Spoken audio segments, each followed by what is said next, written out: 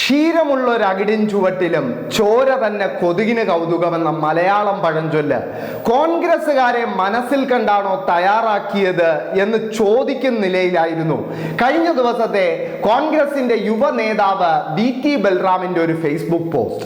രാജ്യം മുഴുവൻ പ്രതിപക്ഷ നേതാവ് രാഹുൽ ഗാന്ധി തുറന്നുവിട്ട വോട്ട് മോഷണമെന്ന ചർച്ച പുരോഗമിക്കുന്നതിനിടയിലും CPM-നെ അടിക്കാൻ കേന്ദ്ര സർക്കാർ പുറത്തുവിട്ട ഒരു വ്യാജ വാർത്തയും പൊക്കിപ്പിടിച്ച് രംഗത്ത് വന്നിരുന്നു കോൺഗ്രസിന്റെ നേതാവായ VT ബൽറാം.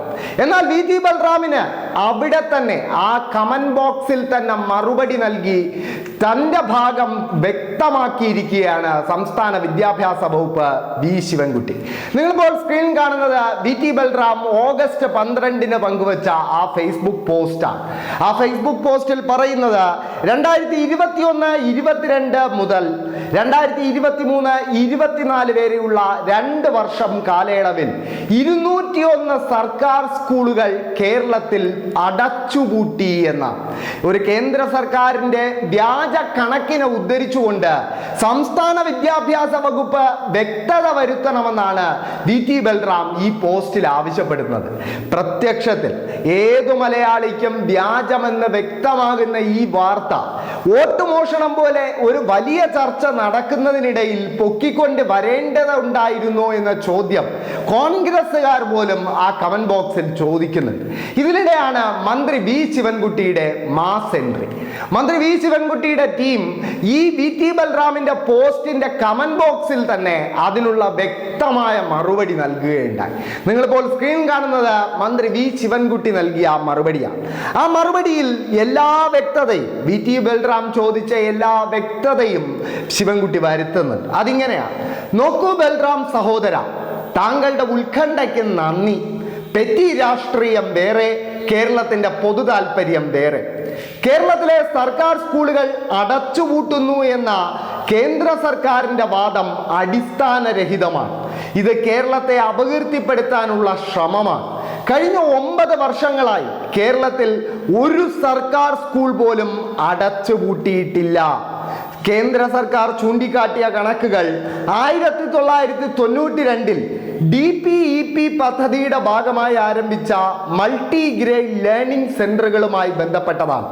കേന്ദ്ര വിദ്യാഭ്യാസ അവകാശ നിയമം RTE നിലവിൽ വന്നപ്പോൾ ഇവ സ്കൂളുകളായി തുടരാൻ സാധിക്കുമായിരുന്നില്ല.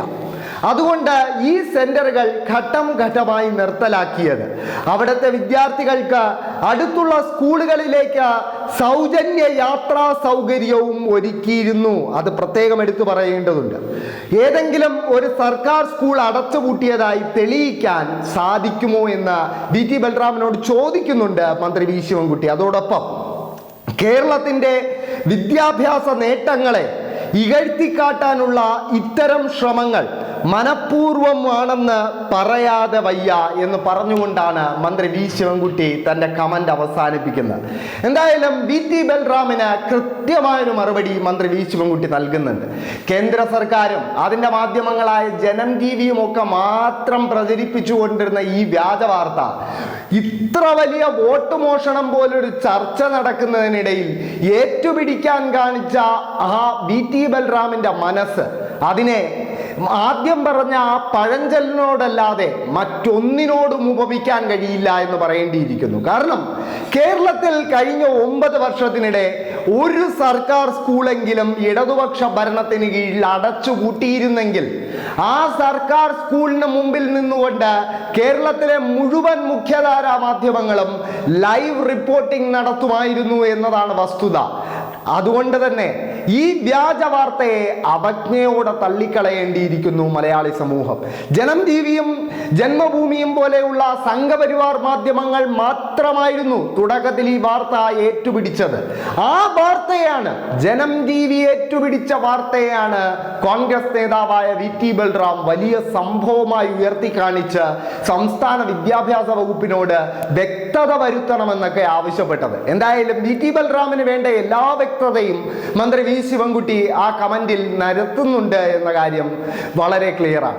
എന്തായാലും സംസ്ഥാന വിദ്യാഭ്യാസ വകുപ്പ് ആഗോള അംഗീകാരങ്ങൾ നേടി മുന്നോട്ട് പോയിക്കൊണ്ടിരിക്കുന്ന ഈ അവസരത്തിൽ എങ്ങനെയെങ്കിലും സംസ്ഥാനത്തെ വിദ്യാഭ്യാസ വകുപ്പിനെ ഒന്ന് ഇകഴ്ത്തി കാണിക്കണമെന്ന ലക്ഷ്യത്തോടെയാണ് സംസ്ഥാനത്തെയും കേന്ദ്രത്തിലെയും സംഘപരിവാർ കേന്ദ്രങ്ങൾ ഇത്തരം വ്യാജ വാർത്തകൾ പടച്ചുവിടുന്നത്. ഇന്ത്യയിലെന്നല്ല, ലോകത്ത് തന്നെ ആദ്യമായി 10ാം ക്ലാസ് സിലബസിൽ റോബോട്ടിക്സ് എന്ന പഠന വിഷയം ഉൾപ്പെടുത്തിയ വിദ്യാഭ്യാസ വകുപ്പാണ് നമ്മുടെ സംസ്ഥാനത്തിൻ്റെത്. അതോടൊപ്പം AI വിദ്യാഭ്യാസ പാഠ്യപദ്ധതിയിൽ ഉൾപ്പെടുത്തുകയും സംസ്ഥാനത്തെ സർക്കാർ സ്കൂളുകൾക്കായി ഒരു AI എഞ്ചിൻ വികസിപ്പിച്ചുകൊണ്ടിരിക്കുകയും ചെയ്യുന്ന ഒരു വിദ്യാഭ്യാസ വകുപ്പ് കൂടിയാണ് നമ്മുടേത്. ഉച്ചഭക്ഷണ പദ്ധതിയെ ഉടച്ചു വാർത്ത ഒരു വിദ്യാഭ്യാസ വകുപ്പാണ് നമ്മുടേതെന്ന കാര്യവും നമ്മൾ മറക്കാൻ പാടില്ല. കാരണം ഉച്ചയ്ക്ക് കഞ്ഞിയും പയറും മാത്രം ലഭിച്ചിരുന്ന ഒരു സർക്കാർ സ്കൂളിനെ മന്തിയും ചിക്കൻ ബിരിയാണിയും ഒക്കെ വിളമ്പുന്ന ഒരു 5 സ്റ്റാർ ഹോട്ടലിന്റെ മാതൃകയിലേക്ക് മാറ്റിയതിൽ സംസ്ഥാന വിദ്യാഭ്യാസ വകുപ്പിനും വിദ്യാഭ്യാസ മന്ത്രി V ശിവൻകുട്ടിക്കും വലിയ പങ്കുണ്ട് എന്ന വസ്തുത നമ്മൾ മറക്കാൻ പാടില്ല. 2 തവണയാണ് യുനിസെഫ് എന്ന ഐക്യരാഷ്ട്രസഭയുടെ സംഘടന കേരളത്തിലെ വിദ്യാഭ്യാസ വകുപ്പിനെ അഭിനന്ദിച്ചത്. ആദ്യത്തെ തവണ സംസ്ഥാനത്തെ ഡിജിറ്റൽ വിദ്യാഭ്യാസ യത്നങ്ങൾ വികസിത രാജ്യങ്ങൾക്ക് മാതൃകയാണ് എന്ന് പറഞ്ഞുകൊണ്ടായിരുന്നു സംസ്ഥാന വിദ്യാഭ്യാസ വകുപ്പിനെ യുനിസെഫ് ഒരു തവണ അംഗീകരിച്ചതെങ്കിൽ, രണ്ടാമത്തെ തവണ വയനാട്ടിൽ ദുരന്താഘാതമേറ്റ വിദ്യാർത്ഥികൾക്ക് വേണ്ടി നടത്തിയ പ്രത്യേക പദ്ധതികളെയും ഇതേ യുനിസെഫ് അംഗീകരിച്ചിരുന്നു, അഭിനന്ദിച്ചിരുന്നു. ഈ വിദ്യാഭ്യാസ വകുപ്പിനെയാണ് ഇത്രയധികം മികച്ച മാറ്റങ്ങളിലൂടെ സംസ്ഥാനത്തെ വിദ്യാഭ്യാസ മേഖലയെ ഒരു പുതിയ തലത്തിലേക്ക് കൊണ്ടുപോകുന്ന വിദ്യാഭ്യാസ വകുപ്പിനെ താറടിക്കാൻ കേന്ദ്ര സർക്കാരും അതിൻ്റെ സംഘപരിവാർ മാധ്യമങ്ങളും പ്രചരിപ്പിക്കുന്ന വ്യാജ വാർത്തകൾ ഏറ്റുപിടിക്കുന്ന നിലയിലേക്ക് കേരളത്തിലെ കോൺഗ്രസ് നേതാക്കൾ തരം താണു എന്നത് കോൺഗ്രസിന് തന്നെ അപമാനകരമാണ് എന്ന് പറയാതിരിക്കാൻ കഴിയില്ല.